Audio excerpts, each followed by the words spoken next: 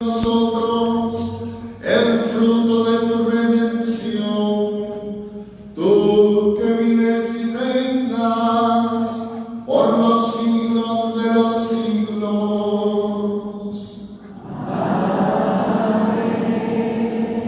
En mucho silencio, contemplando al Señor, vamos a recibir la bendición, diciéndole desde el corazón al Señor: en ti confío.